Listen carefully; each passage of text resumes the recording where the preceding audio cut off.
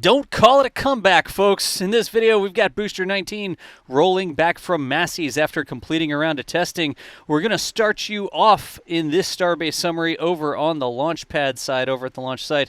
Been seeing an awful lot of activity venting from the tank farm over there, probably shaking down, and you'd say blowing out the carbon, but it's not really blowing out the carbon.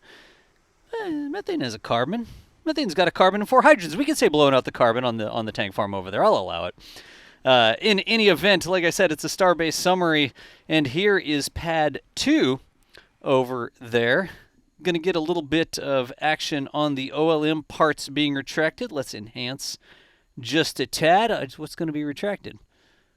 I'm watching. Oh! Huh. It's like Luke Skywalker should be hanging from the bottom of that thing. Then the Millennium Falcon comes up and rescues him from underneath it. It didn't look like an antenna to me. Got a cool view from Gage. Look at Gage with the artistic shot here. The sun slowly but surely going behind that tower. Oh my gosh.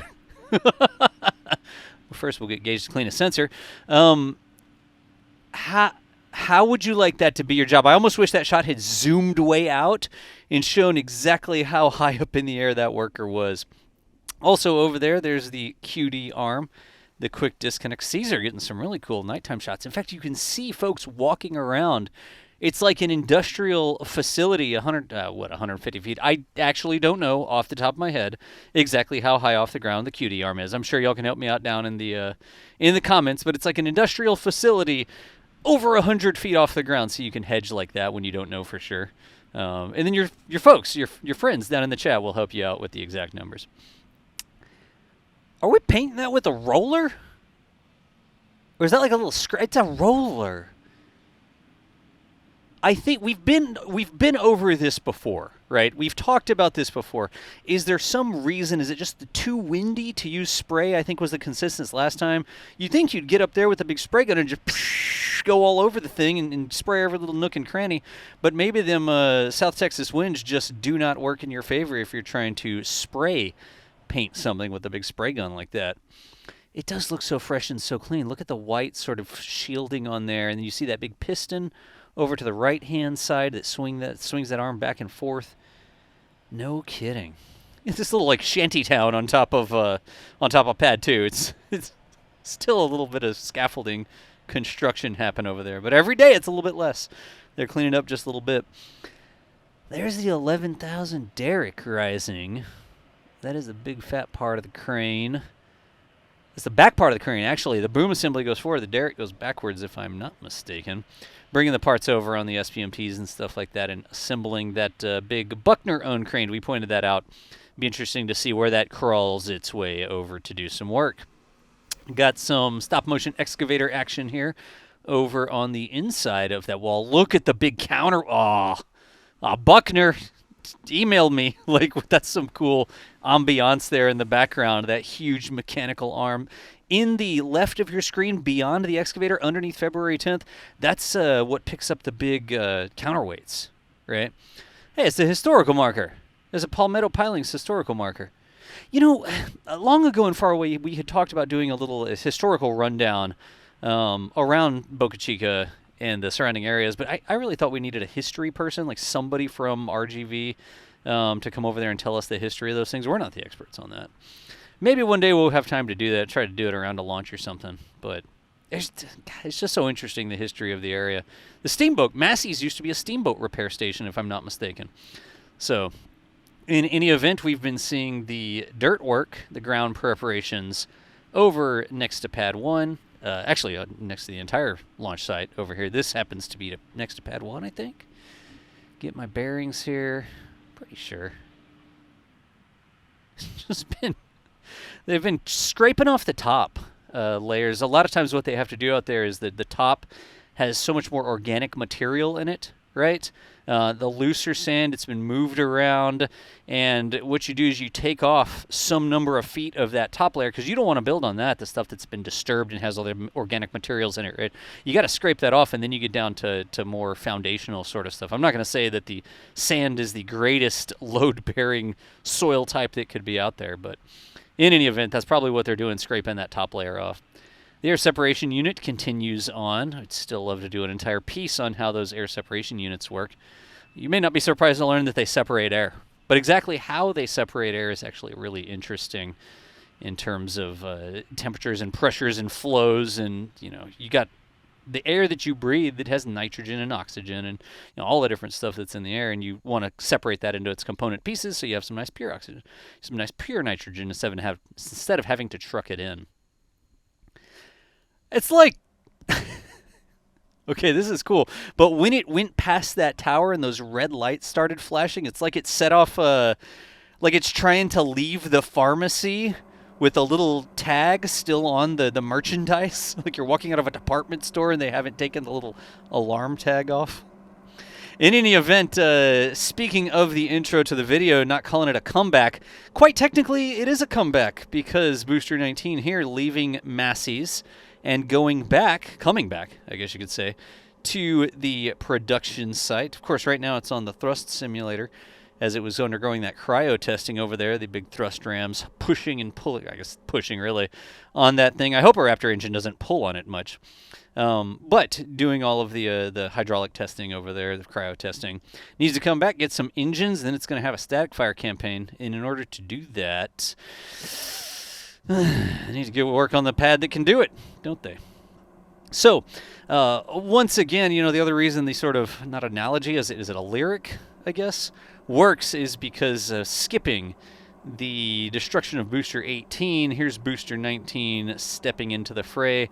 And I have seen quite a few folks, conjecturing as to when the flight might happen. Myself, I like to see a little bit more evidence. Let's see those engines on there. Let's get through a static fire campaign.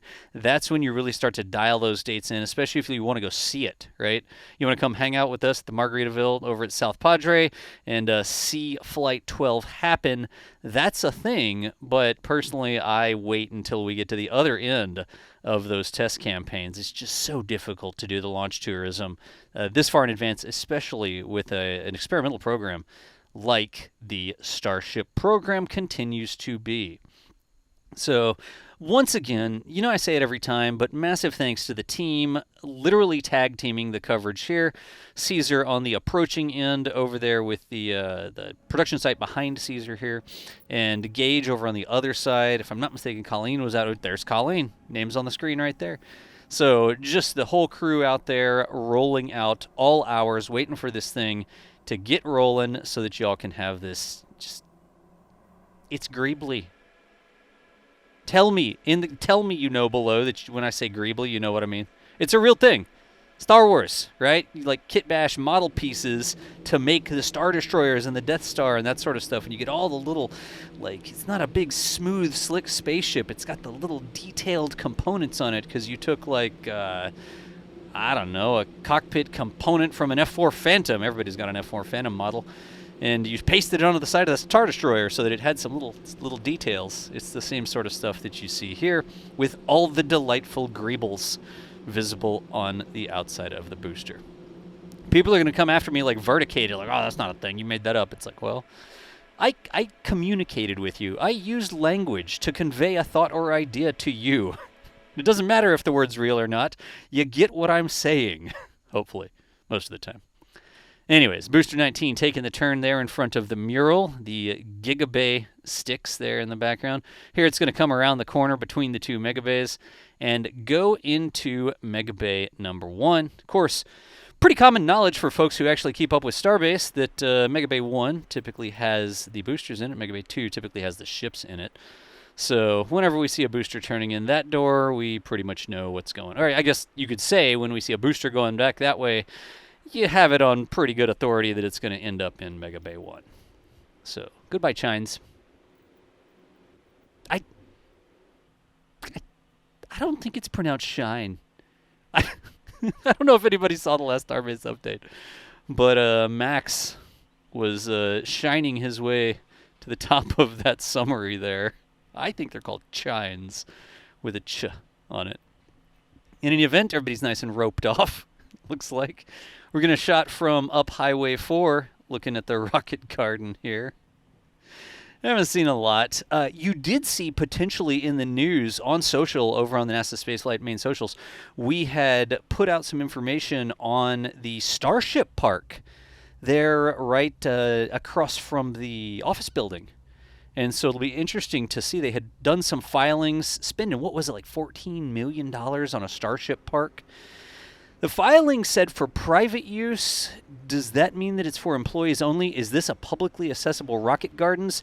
Those tiles look waxed. It looks like somebody went to the car detailing, I guess the rocket ship detailer, and had them do some Maguires on those tiles or something. Look at that. It really does look clean. Of course, it's not looks that we're after. It's actually surviving reentry and protecting the ship from reentry, and not really only that, but being able to do so and then be rapidly reused. That's the whole idea here, right? We don't want to have to go out there with Thompson's water seal and inject every one of those tiles every time it comes back. So it looks fantastic. I think we could all agree to that. But it still needs to actually perform its duty because it's not a beauty contest. I did not intend for that to rhyme, but sometimes it just comes out. Gonna look inside real quick. Got 18.3's forward section. That is an awful lot of cabling. Is that just... Yeah, it looks like it's just strung on the side of the booster? Huh. Oh. I thought my cable management wasn't great. Clearly a work in progress. Just bundles of cable that have not been installed in its final homes. We've got Ship 41's Nosecone with that interesting little upper door. I don't know what the upper Pez dispenser, not really. But this was something I did see some conversation over on Starbase Live as well. An unusual arrangement of pins, right? Were they trying a new pattern or something like that? Remember, you normally have about 3 pins that are sort of attaching each tile. And here you have some that really look like they're doubled up. Is this... Are they adding reinforcements for places where tiles are more likely to come off?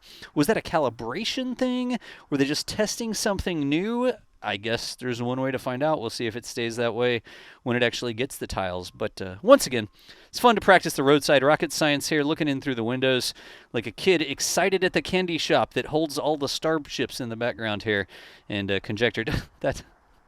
You know, I wonder what that little the QR code there says. I don't know if anybody's ever scanned it before. There's a little QR code.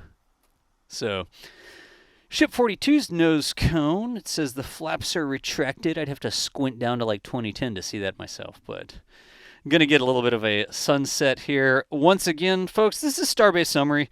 I'm not trying to analyze everything to death. I'm telling you things that I think are interesting out there at Starbase. My name's John up there. If you want to watch in Dutch, you can switch over to the Dutch track. If you don't want to listen to anybody, because you know everything, or you just like crickets, you can switch over to the ambient track. Sometimes it does take some time for those to come in, but as always, appreciate y'all hanging out, and we will see you next time. Thanks for watching.